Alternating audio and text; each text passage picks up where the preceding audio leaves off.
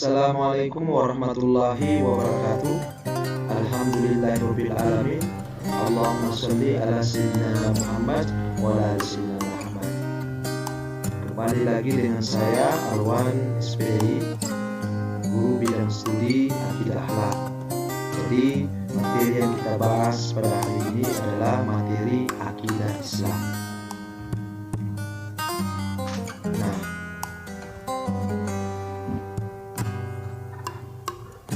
apa itu pengertian akidah Islam? Ya, sebelum kita lanjut, kita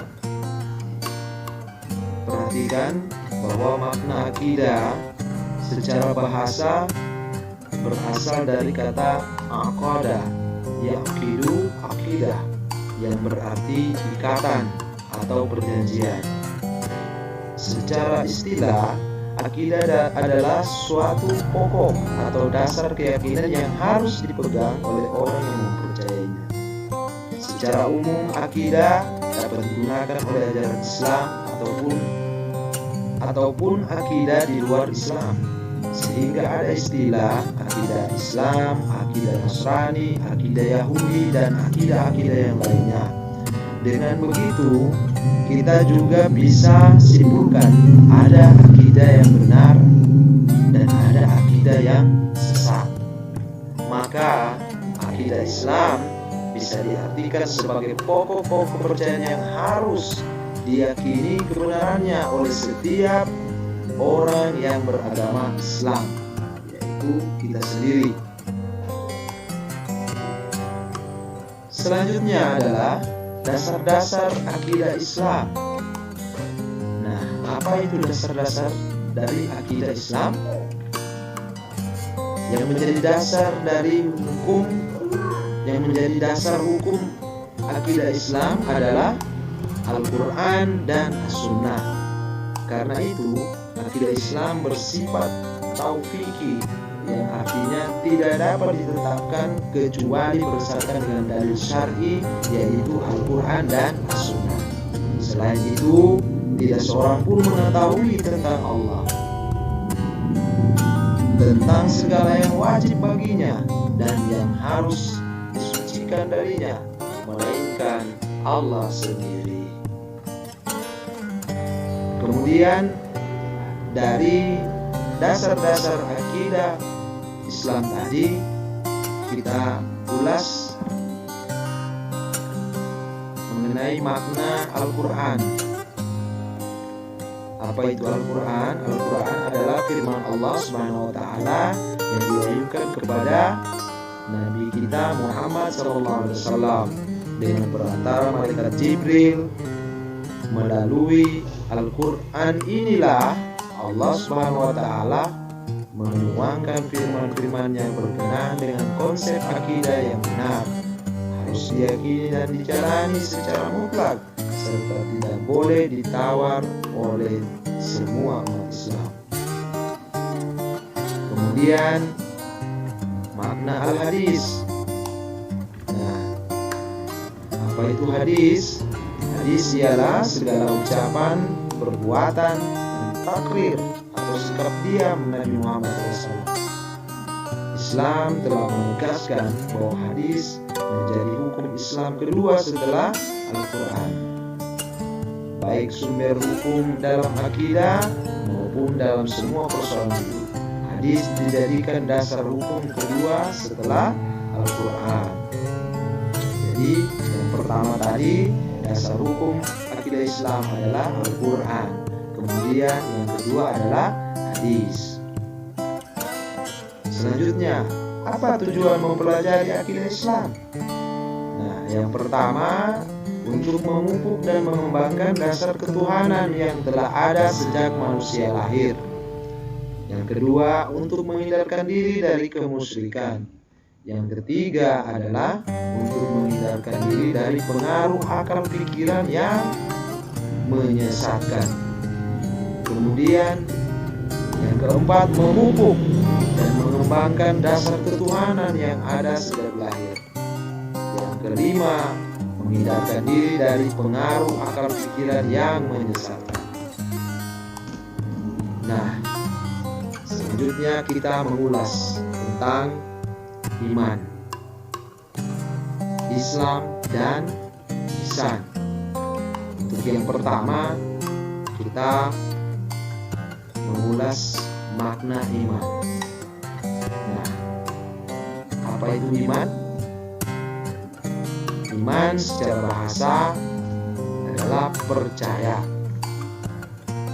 Sedangkan menurut istilah, iman berarti membenarkan dengan hati, mengucapkan dengan lisan, dan dilaksanakan dengan anggota badan atau perbuatan.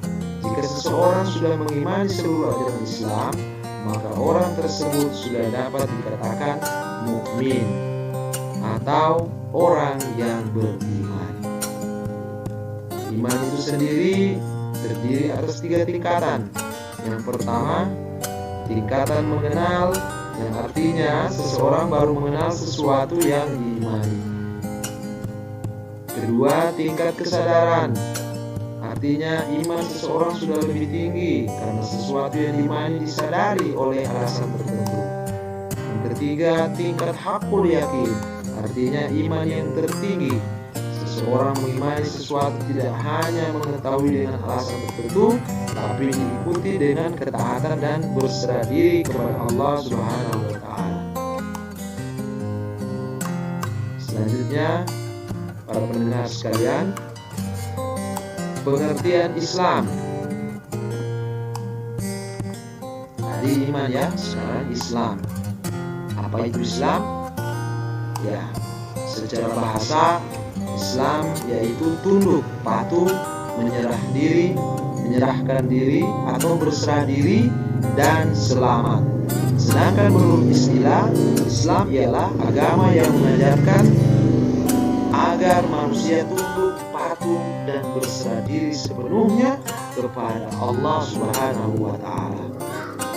Ajaran Islam harus diyakini kebenarannya sebagaimana Allah menjamin kebenaran tersebut di dalam surat Al-Imran ayat 19, yang artinya sesungguhnya agama yang benar di sisi Allah adalah agama Islam. Jadi Islam ini mencakup 5 hal, yaitu bersyahadat dengan 2 kalimat syahadat, kemudian menegakkan sholat, berpuasa di bulan Ramadan, menunaikan zakat, dan naik haji bagi yang mampu. Kemudian yang ketiga, kita mengulas pengertian ihsan. Ihsan berasal dari bahasa Arab yang artinya berbuat baik, berbakti, atau mengabdikan diri. Sedangkan menurut istilah, berbakti dan mengabdikan diri kepada Allah Subhanahu wa Ta'ala dengan dilandasi kesadaran dan keikhlasan. Berbakti kepada Allah yakni berbuat sesuatu yang bermanfaat bagi diri sendiri, sesama manusia, maupun bagi makhluk lain.